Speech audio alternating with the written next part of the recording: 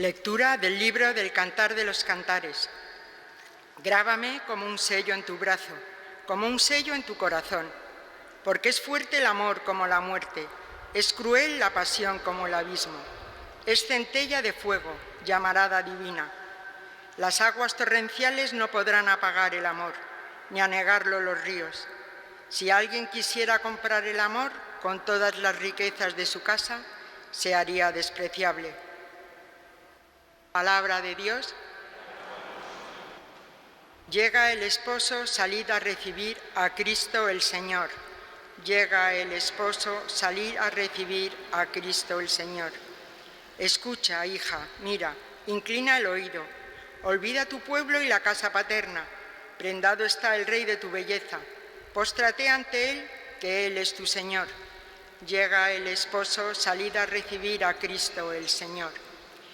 Ya entra la princesa bellísima, vestida de perlas y brocado. La llevan ante el rey con séquito de vírgenes, la siguen sus compañeras. Llega el esposo, salid a recibir a Cristo el Señor. Las traen entre alegría y algazara, van entrando en el palacio real. A cambio de tus padres tendrás hijos, que nombrarás príncipes por toda la tierra. Llega el esposo, salid a recibir a Cristo el Señor. Aleluya, aleluya, aleluya.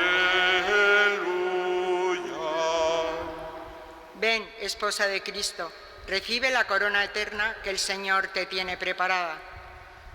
Aleluya,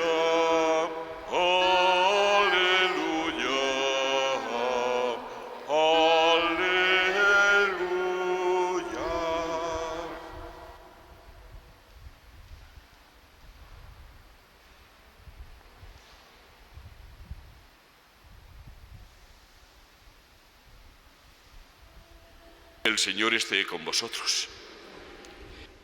Lectura del Santo Evangelio según San Lucas. En aquel tiempo entró Jesús en una aldea y una mujer llamada Marta lo recibió en su casa. Esta tenía una hermana llamada María, que sentada a los pies del Señor escuchaba su palabra. Y Marta se multiplicaba para dar abasto con el servicio, hasta que se paró y dijo: Señor, ¿no te importa que mi hermana me haya dejado sola con el servicio? Dile que me eche una mano. Pero el Señor le contestó: Marta, Marta, andas inquieta y nerviosa con tantas cosas. Solo una es necesaria. María ha escogido la parte mejor y no se la quitarán. Palabra del Señor.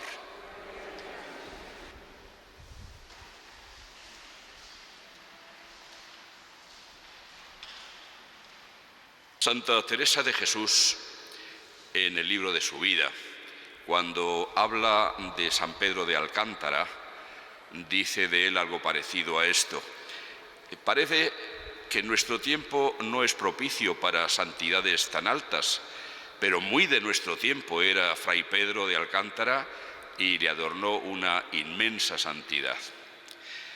Yo diría que, como en tiempos de Santa Teresa, según dice ella, también en nuestro tiempo puede dar la impresión a mucha gente de que cuando hablamos de los grandes santos de la historia, esos que se nota que tenían en el centro de su brújula la persona de Jesús, que dedicaban toda su vida y todos sus afectos y todas sus acciones a Él, como que eso ya en nuestro tiempo como que no se da. Eso es historia. Pero no es verdad. Como en tiempos de Santa Teresa, la santidad y grandes valores de santidad están muy presentes en nuestro tiempo. Por lo pronto, hemos sido testigos, la mayoría de nosotros, de la vida de 3 papas que son santos, proclamados santos por la Iglesia: San Juan XXIII, San Pablo VI, San Juan Pablo II. El día en que fue canonizada aquí en Madrid, Sor Maravillas de Jesús, Fueron al mismo tiempo canonizadas otras 4 personas y todos ellos casi prácticamente contemporáneos a nosotros. Cuando muere Sor Maravillas de Jesús, yo ya llevaba 1 año de sacerdote y aunque no tuve ocasión de conocerla personalmente, pero si se hubiera dado esa ocasión podría haberla conocido. Pero juntamente con ella estuvieron también otras 2 religiosas, Sor Genoveva Torres y Sor Ángela de la Cruz, y 2 sacerdotes, uno mártir, San Pedro Poveda, y San José María Rubio, que también realizó su apostolado aquí en la ciudad de Madrid. Todos ellos con una altísima vocación a la santidad y entregados en cuerpo y alma al Señor y hacer lo que el Señor les pedía. ¿Dónde está ese secreto de la santidad que es posible, por lo tanto, en todas las épocas de la historia y también en la nuestra, aun cuando estemos rodeados de un altísimo grado de indiferencia o incluso de ateísmo? ¿Cuál es el secreto? Hemos escuchado las lecturas propias de la fiesta de Santa Maravillas. En la primera, el libro del Cantar de los Cantares, que es un poema amoroso y que se aplica a la relación de Dios con su pueblo, como a Dios mismo le gustaba compararse. Él se comparaba al esposo, Israel la esposa, eso sí, infiel, pero para destacar que a pesar de su infidelidad, Dios permanece fiel, Dios sigue amando a su pueblo inmensamente. Y de ese amor, como el de Dios, es del que aquí se hace un canto. El amor es fuerte como la muerte, es centella de fuego, llamarada divina. Es precisamente ese amor el que prende en las personas que se dedican de manera especialísima a encontrarse con el Señor. Tradicionalmente se aplica esa imagen del esposo y la esposa a esa entrega que hacen las vírgenes cristianas dentro o no de una orden religiosa en la profesión de su entrega al Señor. Y por eso el salmo que hemos escuchado es el que habla de aquella princesa que deja su pueblo, su casa paterna, para casarse con el rey, y de ella se dice: ya llega la princesa bellísima, vestida de perlas y brocado. De aquí procedía la costumbre, no sé por cierto si se sigue manteniendo hoy, pero por lo menos en el pasado sí, de vestir a las profesas, las que iban a hacer por primera vez sus votos, vestirlas como novias, porque se entregaban al esposo, a su señor. Pero esto, que puede a algunos a lo mejor parecerles una cursilería, tiene un profundo trasfondo bíblico, precisamente por lo que acababa de recordar, como Dios mismo se compara al esposo, el pueblo de Israel la esposa, pero es que esto lo retomará Jesús y en este caso lo aplica a él, el Hijo de Dios, con la Iglesia, de la que se considera el esposo. Y así San Pablo, por ejemplo, en la carta a los Efesios, cuando habla del matrimonio cristiano, dice: yo lo comparo, lo asemejo a la relación de Cristo con su Iglesia, que se entregó por ella hasta transformarla. Es Cristo el que ha amado, como él mismo decía, que no hay mayor amor que ese, hasta dar la vida por su esposa, la Iglesia. De esta manera, puesto que la Iglesia somos todos y cada uno de nosotros, podemos, y hasta es aconsejable, el buscar una relación con el Señor así, una relación de enamoramiento, nuestra alma enamorada de Cristo, el esposo, el Señor, el que nos ha amado hasta la muerte y muerte de cruz. Y esto es uno de los principios que transforman a la persona de pecadora en santa. Este encuentro con el Señor. Por eso no tiene nada de extraño en el relato del Evangelio que hemos escuchado que Cristo alabe la actitud de María. Vemos ahí las 2 hermanas.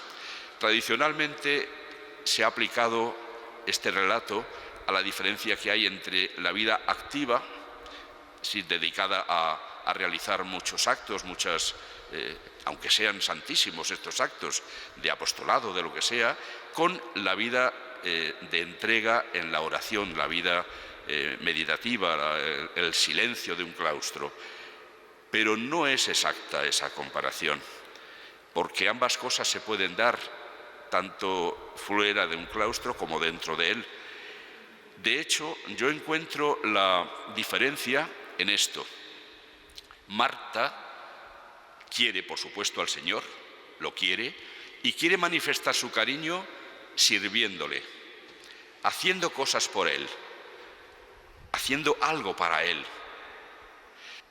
María, en cambio, que también quiere, por supuesto, al Señor, no busca hacer cosas por el Señor, sino que deja que el Señor haga cosas por ella y para ella. Y esto responde mejor y más a la misión de Jesús y a su deseo. Recordemos cómo en una ocasión Jesús va a decir: el Hijo del Hombre no ha venido a ser servido, sino a servir y dar su vida en rescate por muchos. No ha venido a ser servido, no busca que le hagan o le preparen grandes banquetes, no busca que se hagan cosas por Él. Él viene a servirnos a nosotros. Es Él quien puede hacer mucho por nosotros, amarnos hasta la entrega total, enseñarnos lo que nosotros no sabemos, mostrarnos los misterios de la vida de Dios, cosa que evidentemente nosotros mismos no podemos hacer. Es Él quien, por lo tanto, viene a darnos a nosotros. Por eso sentarse a sus pies, estar con Él, aprender de Él, dejarse amar por Él, es el camino de la santidad. Y eso no implica en absoluto que uno se cruce de brazos y no haga nada. El ejemplo nos lo da Santa Maravillas de Jesús, que supo armonizar perfectamente esta vida de interioridad, de relación profunda con el Señor, con una vida de caridad, que además parece cosa imposible. Yo sinceramente no lo entiendo, cómo fue capaz desde un claustro de realizar esas 11 fundaciones de monasterios, uno de ellos en la India, y además las obras sociales que hizo, hasta el punto de impulsar la construcción de pisos para personas necesitadas. ¿Cómo se puede hacer eso desde un claustro? El Señor es capaz de todo, y cuando una persona generosamente se le entrega, Él la capacita para vivir esa virtud fundamental del amor, que es la que caracteriza la perfección cristiana, es decir, la santidad. San Juan Pablo II, en la homilía que hizo allí en Colón, el día de la canonización de Santa María de Jesús, juntamente con los otros 4 santos, dijo que era posible el seguir dando frutos de santidad siempre que las comunidades permanezcan atentas al Evangelio, que lo vivan sinceramente. Y otra condición importante, que las familias se mantengan unidas, atentas también a vivir la perfección de la caridad, del amor auténtico. Son las condiciones de la santidad. En definitiva, dejar que Cristo realice en nosotros su obra. Dejar que sea Él quien nos empape como si fuéramos esponjas de la santidad de Dios. Y entonces esa santidad de Dios, empapándonos, se derrama a través de nosotros, da frutos alrededor. Siempre es también clarísimo cuando hay un santo, a su alrededor está derramando santidad y está entusiasmando a otras personas que a través de él ven como en un espejo reflejada la personalidad de Jesucristo. Así pues, pidamos al Señor, y hagámoslo por intercesión de Santa María Maravillas, que nos ayude a sentarnos como ella a los pies de Jesús, a permanecer allí mucho tiempo, a escuchar, a aprender, a experimentar la cercanía y el amor de Jesús, para que así podamos hacer mucho bien a nuestro tiempo, que en palabras de los últimos papas están necesitados mucho más de santos que de maestros.